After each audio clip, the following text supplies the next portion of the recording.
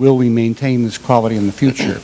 And I note particularly from the New York Times that we've had a lot more articles lately quoting our scientists, quoting our faculty in various places in the newspaper. But I also noticed that we got a lead article in the business section about our pension system. We had another one talking about the salary gaps that are happening here. If I was a young faculty member or young prospective faculty member coming out looking at Illinois, I think I would make the choice not to invest my future in this state. I might come here briefly, but if I look at the pension system, it's been made much less attractive than it has been. I look at the other evidences of a state that is dysfunctional and refusing to recognizing its needs. And so I would say to myself, well, I might begin to build my reputation here, but I'm not going to make a permanent commitment. And I think that question of how do we make appealing this institution to young faculty to come here and build a career as they have in the past is something that's clearly on your plate. And to the degree you can share any thoughts about how we're going to address that beyond what you've already said, I'd appreciate that. I think your point is very well taken. I'm aware now of a situation where a young faculty, a person taking their first faculty position, had a couple of offers, one from us and one from another state. And we were told that the decision turned not on the quality of our institution or the opportunity here, but on the overall understanding of the state's economy. That worries me a great deal, because I now, having been here for 38 years, appreciate that for better or worse, I'm on this ship and I'll continue to be on it because it's where my retirement system is and so forth. And that's what we're asking young people to do. Trust the University of Illinois to be the place where you can have the kind of future that you want to be. I think we have to be realistic, Ken. I think we have to understand the circumstances of our state, and we have to manage our own budgets to the best possible, in the best possible way that we can, so that we can demonstrate that regardless of how we're buffeted by the public sector, that we will continue to have the resources to be the kind of institution that a young person would see a future in. When I had the option in 1976 of a faculty position here and a faculty position back home in my native Texas, there wasn't a choice. And this was clearly the place to be. And I hope the young people today continue to see that as their future as well. But we have to demonstrate that we can create that kind of environment. And I think, again, as we look at everything we do, we have to make decisions about where we invest resources, and perhaps places that we've invested for a very long time, and in programs that are very dear to us, and ask the question, can we continue to do that, or do we need to more wisely invest those resources in other places? It's not a simple decision. Yes. I see some possibilities. Ken is a bit pessimistic, but with reason. But I'd like to know what your reaction to them might be. I think the other universities in the state, the other community colleges, really look to the University of Illinois for leadership. I think that this is an undeveloped possibility. The last two presidents didn't really develop that. President Eikenberry has started to a bit.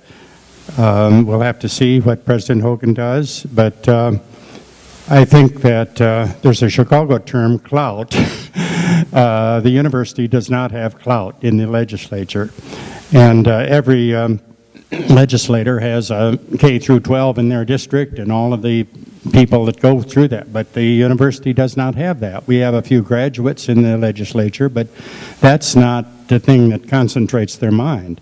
It has to be the people in the district. And so if we were working together a little bit more with the community colleges, which are in almost every legislative district, and with the other public universities, I think there might be a chance for considerably greater effectiveness with the legislature, who see the university only as generating a lot of cost. The whole budget is defended on the basis of cost plus. We don't talk really about.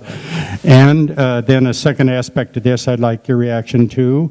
My impression is the campus has been, and this is no reflection on you, it's a historic thing, very, very, very inward turning, not outward looking. And part of this may have been the division of labor between the central administration and the campus, which says we'll take care of the state and the campus will look internally. But if the faculty, the administrators on the campus could look to how we serve the state and work with the central administration in helping to get that message across, it seems to me we could be a lot more effective than be constantly inward turning. One final, just very little small remark. I think the initiative you've taken on really doing something about this scholarship program is just marvelous. I think that's, there have been 2 task forces, the Watkins Task Force and then bad justices, and nothing was done, and now you've really done something there, and you might want to say a little something about that, because I think that's really answering this young woman's question in the back, and a very positive initiative. But what do you think about working with the other universities and community colleges? What do you think about this division of labor between the central administration and the campus, which I think has led to a kind of a dysfunctional arrangement? Goodness, I could spend the rest of the afternoon, and I'll begin. It's been interesting over the last several months to be part of the conversations among presidents and chancellors in the state. I think there's about 16 or 18 of us, northern, southern, et cetera. And often those are done by phone calls. And I've not been on one of those. We've not had such a meeting since Dr. Hogan's arrived. But as you can imagine, last spring, as all of us were facing very imminent financial challenges, there were a number of conference calls, and there would be a number of opinions offered by different university presidents. And then everybody would wait to hear what Stan Eikenberry would say. What's the University of Illinois' perception of where we should go with this? And I think your point, and I'm trying to make it, is that the university is expected to have a role of leadership in higher education in the state, and I think we need to step into that role in a very, very significant way. I have an affection for community colleges, and I don't particularly want to spend time on this, but I didn't come from an affluent background. I spent my first 2 years at a community college because it was simply what I could afford to do. And then I transferred to a 4-year institution for my undergraduate degree.